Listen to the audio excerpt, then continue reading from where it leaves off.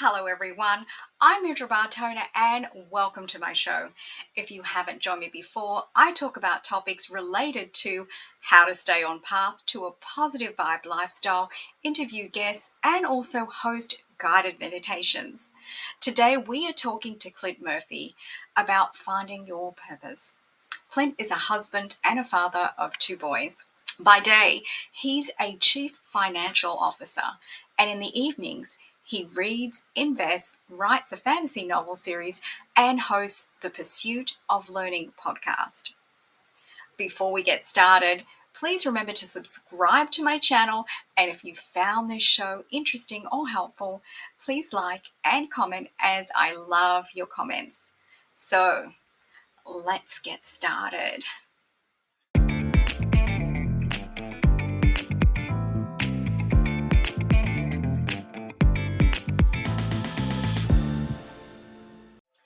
So, welcome, Clint, to the Positivity Vibe Tribe show.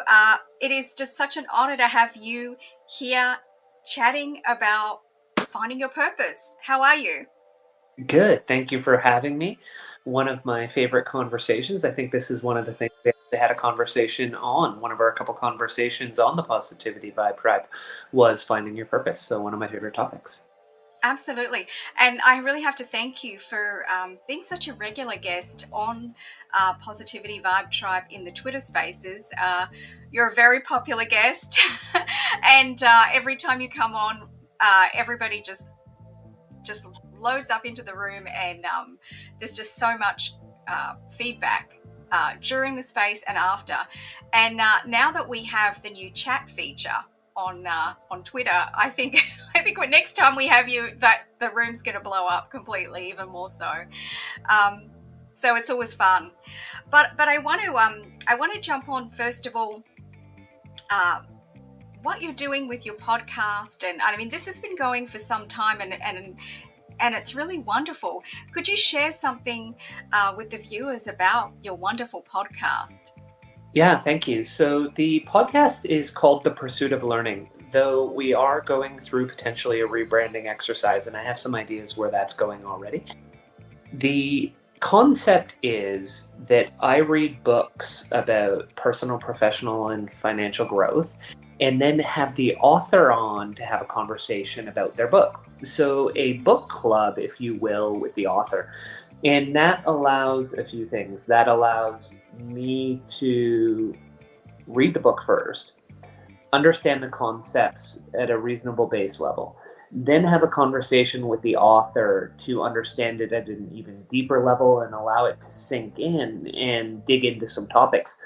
And then the third thing, and this is where you see the integration between the podcast and social media with Twitter, because they feed each other, Indra, is able to take the conversation that I have with the author and the notes I have from reading their book, and I write what we call on Twitter a thread. And that thread delivers to the Twitter audience my lessons from the conversation and from reading the book. So by the time you're done all three of those things, you've read the material, you've conversation about the material, and you've written a summary of those two things. So it's really allowing you to hit that information 3 times to sink it into the brain. And then down the road, you're able to use that in coaching, consulting, and conversations on Twitter Spaces. A lot of this I can recall up about because I've touched it so many times that it's sort of the key points just sink into your DNA. I love that, Clint. You have a very thorough methodology in deep diving, and I think that's really wonderful because I'm not sure that many people will go that deep and will be that thorough. So I really love that, and I see why your podcast offers something different and unique, and it's very popular. So I did want to also talk about the value of your Twitter content and your Twitter account, because I think it's really amazing how you have this ability to take things that you're even in the process of learning as say, an experience for myself looking at some of the content that you have, and it seems to be that you're sharing this with everybody. Uh, Tell us a little bit about what is your motivation with this account. Yeah, it's interesting where it started, and then where it is, and lastly where it's going. And so this actually all ties back to purpose, which is what we're talking about today. So 5 years ago, I made a decision that I had a point in time that I would pivot from what I was doing on a daily basis to a world as a solopreneur or an entrepreneur. And I had a very defined list of things I would do. I would write, podcast, public speaking, coaching and consulting, private equity, and real estate investing. So I had 6 categories that I would be touching when I ultimately pulled the plug and moved from working for others to working for myself. Mm-hmm. And what I noticed was when I created a roadmap for all of those, the roadmap had as one of the things I needed to do was build a brand. Mm-hmm. And somewhere in there, because I never intended to start any of this until probably 2023, when we were getting closer to the date. And then COVID hit. Mm-hmm. And there was so much time. And I thought, well, I have all this time. Why wait 3 more years? Why don't I launch a podcast? And then I launched the podcast, and one of the challenges you have, Indra, as you realize, is I was launching it into the nether, and the listenership wasn't there. So I said, well, why don't I promote it on social media? And so I jumped onto Instagram and started there. And then a lot of people started following me that made it a little less comfortable. And so I thought, well, I know less people on Twitter. Why don't I go there and see what it's all about? And I started a little over a year ago, and I wasn't very good at first. And then I started to learn Twitter because I saw successful people, and I said, well, if I grow my Twitter, I'll get more listens. If I get more listens, I'll attract more guests. Yes. If more guests, I'll get better at it. And I saw it as a flywheel that would feed each other.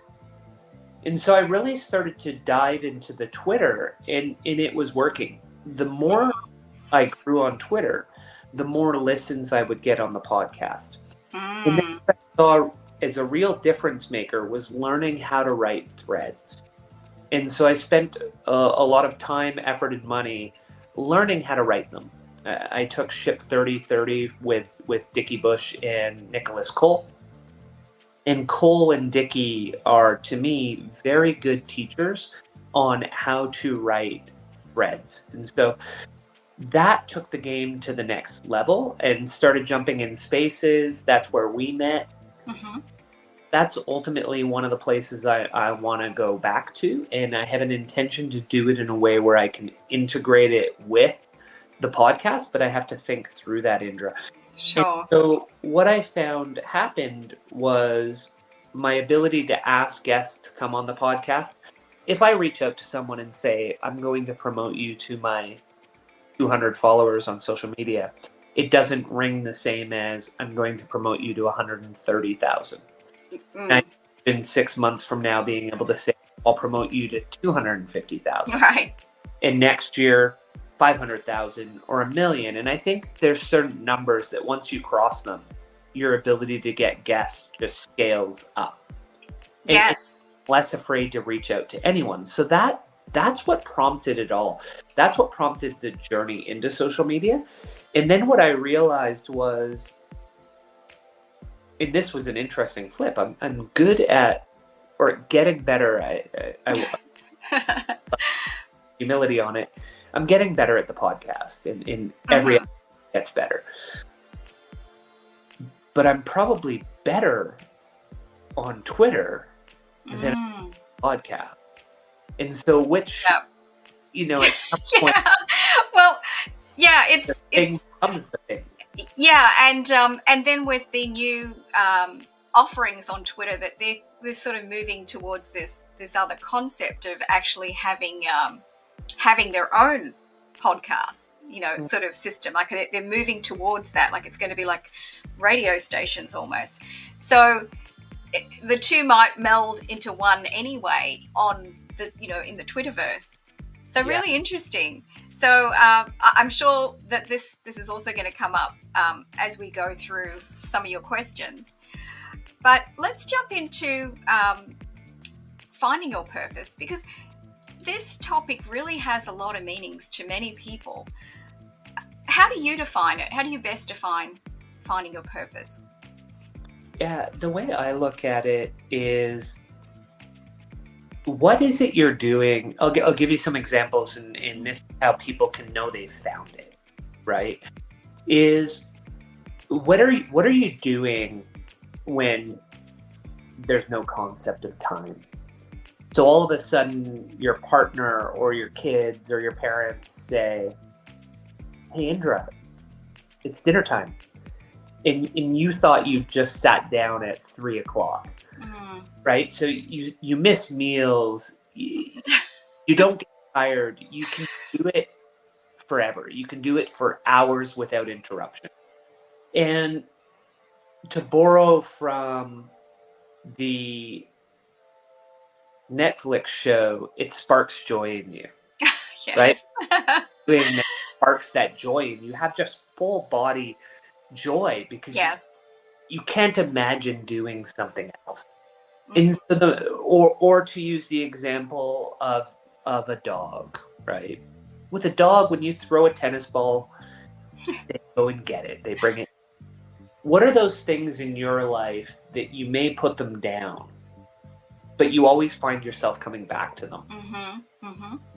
And when you start to think of things that way, you start to narrow in on, what is it that I really love doing, that I want to do full time? And one of the things I love to point people to is the Japanese concept of ikigai. Oh, I love that. Right? What do I like doing? What am I really good at? What does the world need? And what will people pay for? Right. And when you find the intersection of those things, that's the intersection where I should find my purpose in my life.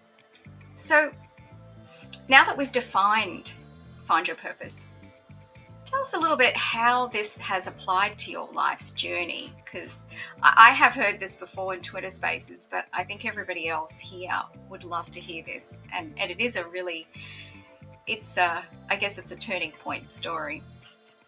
Yeah, and so when I sat down and had the conversation about where my career was going 5 years ago, coming out of that conversation, I came back and said, "Hey, I hear what you're saying, and here's what that means to me." Right? I have a certain defined timeline that I'm willing to be an employee for, and then after that, I'll pivot. And that pivot was to my purpose. A big part of that for me is this concept of freedom. I know that I individually need to be free to choose what I want to do, when I want to do it, where I want to do it, how I want to do it, if I even want to do it at all. So total personal freedom. I need to be able to, once the boys are off to college, my sons are 14 and 11. Once they're off to college, then I need to be able to travel the world with my wife and live in Paris for 6 months, live in Spain for 6 months, Italy, and come home for 6 months, reconnect with the friends and the family, but be digital nomads. So whatever I'm doing, I need to be able to do digitally. And so does she. And so that was realization one. Realization two was, well, what do I want to be doing? And I knew that what I had always resonated with in my career, even though I was in finance, was helping people. When I first went to college, I was a psychology and English major. I thought, I want to write and I want to help people. And somewhere in there, my wife said to me, "You should do something that'll get you a job." I don't think she had confidence, Indra, that I would go on to do a PhD in psychology. probably would have, but she, given my high track record when we first, she didn't have faith in that. And so I ended up switching for second year to accounting. And so I've had a career in finance for 23 years, but nowhere in there did I lose that desire for people, nor did I lose the desire to write. So somewhere in that journey, about 7 years ago, I started writing fantasy novel series with my sister.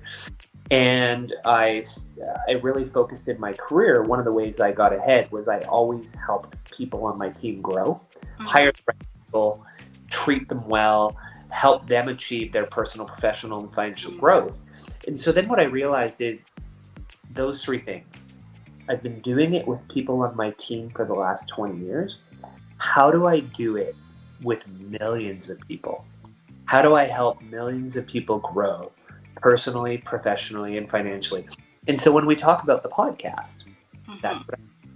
When we talk about Twitter, that's what I do. The threads are meant to help other people grow. Same with Instagram, eventually with TikTok. The idea is to help others grow. And so where we're at today, I'm still working full-time as a CFO. My wife has given notice, so she'll be retiring from her day job in the next few months. And she will start to help me behind the scenes grow the business to get to where we want to get to at the timeline. So she's going to be the chief operating officer of our business and take over certain aspects of the podcast and the social media and a few other things that are in the works, Indra. So she's focused full-time on our business with the idea that eventually when I retire, it's the two of us. And that's why a lot of times when I talk about Twitter or podcast, I use we. Yes, I love this. Because it's it's really for many of us that are married, what you just said there sparks so much because I have the same support from my husband. While I'm kind of building things on this side, whether it be my Twitter, my Instagram, my YouTube, even working in development phase on my movie. I have a new movie that I'm in development phase. He's doing all the supporting. So that just kind of warmed my heart when you told me that. I just sort of thought, wow, it's so powerful to be in that position, and people that have that, that partner, that marriage, it's this excitement thing. And I just couldn't help smiling inside when he told me. It's amazing.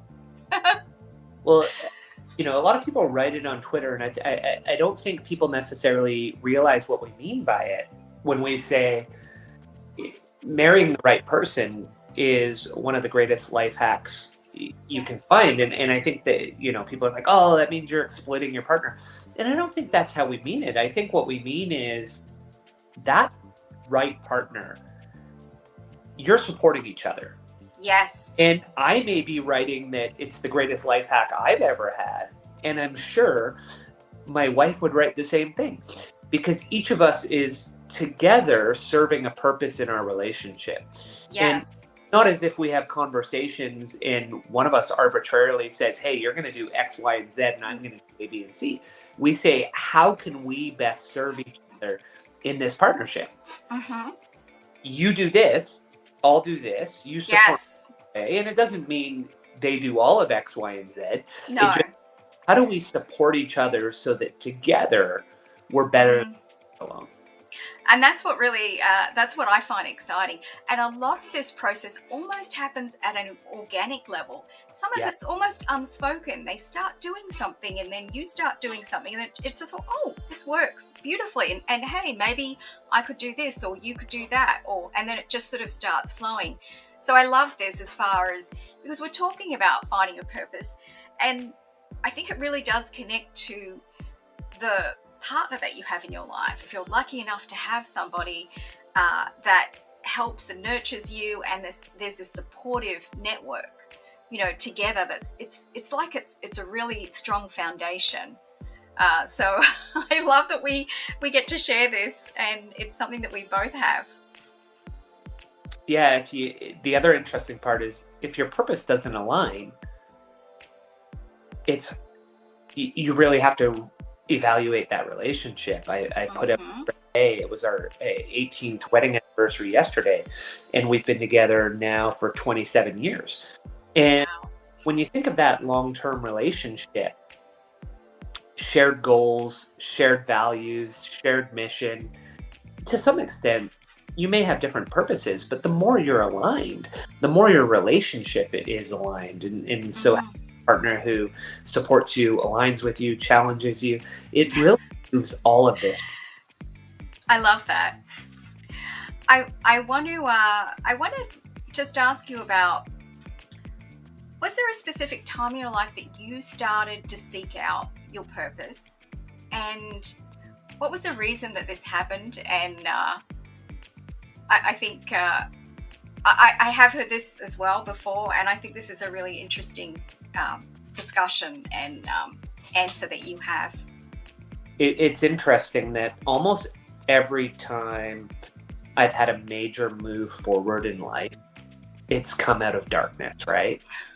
Out of a failure. And so if I look at it, the decision was, could my career progress to the next level? And given where I'm at in my career, that really would mean being at that ownership table. And the understanding was no, right? And so it was, this is where you can go. And so I had to really go away and think, am I okay with that? Can I reconcile myself to being an employee for the rest of my life in this specific role? Same thing the rest of my life. Or is there something else I need? And I knew there was something else I needed. So I went away and did the thought and said, no, I need something else. And here's what I think it is. But where the game really changed was just before COVID. I went on a silent retreat and I was there for 7 days. And I just kept thinking of this over and over. So sitting down on the meditation cushion for an hour, and this battle between, no, I want to be an owner, or I want to be self-employed and do these 6 things, that just kept happening over and over. And it wasn't until I was on the airplane on the way home from the retreat that it hit me, Indra. I didn't want the ownership because it was my purpose. I wanted it because of my ego. Mm. And so when we hear the phrase, the ego is the enemy, that's what it is. A reasonably competitive human being. Mm-hmm. Ownership was the top level at what I was doing. And so I wanted to win. Yes. It doesn't mean that's what I wanted to do with the rest of my life. It was just about winning at what I was doing. But when I sat down and I said to a young colleague who I'd worked with for 8+ years and who knew me very well, I said, hey, if I lined up these 2 roles, which one do you see me as my life purpose? They looked at them and said, oh, it's easy, that one. You just want that one because it's the title. And so they nailed what I wasn't able to see because I let my ego get in the way. Mm. But I wasn't put on the earth to own and run that company. I'm very good at what I do, but that's not my life's purpose and mission. I Mm. let my ego die to say, wait a second, this is what I've been put here for. I've been put here to help as many humans as I can grow personally, professionally, and financially. And I Mm. need to find a way to do that, or find multiple ways. I think I listed 6 that I want to do. And part of those ways, when someone may say, well, how does real estate investing and private equity investing tie into that?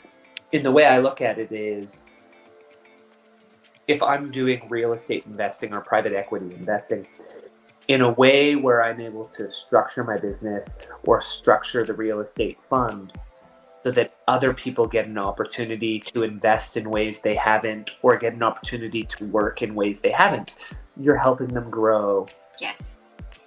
And if you're able to structure an organization that you work for and change the management style and change the corporate hierarchy, you're helping people professionally, personally. And Yes. so there's always ways to touch. And also, I need to be able to pay my mortgage and pay my rent and make sure that I can provide for my family. So it all has to tie together. And I think if I'm hitting and ticking all those boxes, I can help more. That's so amazing. And sometimes it's almost like we have to step back away from ourselves. Uh, and I found that was really incredible that you shared it was after you did a retreat. So Mhm. many things were processing. And I think it's underestimated the power of meditation, the power of solitude and alone time. I mean, however you want to describe it, okay? So it's about, um, whether you go, for me, sometimes even just sitting outside of my garden. I have this cactus, succulent, crazy dragon fruit garden. And sometimes it's just about that. Sometimes it's about going for a walk in nature or a hike and having that alone time and doing a daily practice of meditation. Is that also something that you do, Clint? Like a daily practice of meditation? I'm working on getting to it. So you and I may have talked about this, but I'm on year 2 of my meditation mindfulness teacher certification with Jack Cornfield and Tara Brock as the teachers. And so I finished my first practicum, one more practicum to go, and Wow. about 5 more months of learning. And one of the things I'm realizing is I have to integrate my practice better because so much of what we do with the podcasts, with your YouTube series, Positivity Vibe Tribe, my growth guide, the Twitter, the Instagram, so much of that is creativity. Hmm. And my very first podcast guest had a beautiful way of analogizing it. If we want to plant a garden, in the dirt is dry and hard, nothing can grow. And so he tied that to meditation by saying when we till that soil, when we put the fertilizer, that's the meditation. Mm, And it's making room for things to grow. And that's when we get creative. I That's when, love it. right? So many people say they go for a walk with nothing. Sawhill Bloom on Twitter. Go for a walk with nothing but a notebook. Yes. And that's when they get their ideas. In writing my series with my sister, almost every good idea or chapter came from either when I was meditating Hmm. or when I was going for a walk and I wasn't listening to a podcast. I Yes. got my ear, Yes. right? Because there's, and so creativity comes out. And so meditation for me, I've now put together just before we came up here to the cottages, I put together a sauna that I have in my office at home. So one of my intentions will be wake up, walk with the dog, work out, jump into the sauna. And if I jump into the sauna for 30 to 40 minutes, you can't have electronics in there with you. No. So what am I going to do? I'm going to meditate while I'm. So I love Oh, the wow. stack habits. Each of those, I'll be doing some stacking. Do my social media while I'm walking the dog. Mm. In between sets of the workouts, do physiotherapy for some of the challenges I'm having as I get older. While I'm in the sauna, double down on the meditation. So exactly Wow. what you said, that then will become a daily habit. I love that. I love that, Clint. That is really powerful, because the thing is, I think that it's almost like we have to really be intentional with with our alone time, with our meditation time. Uh, I I was a little bit lucky because I did start meditating and I didn't even know it was meditation since I was 5, just observing my mother. So very early days, it was just sit quietly with myself.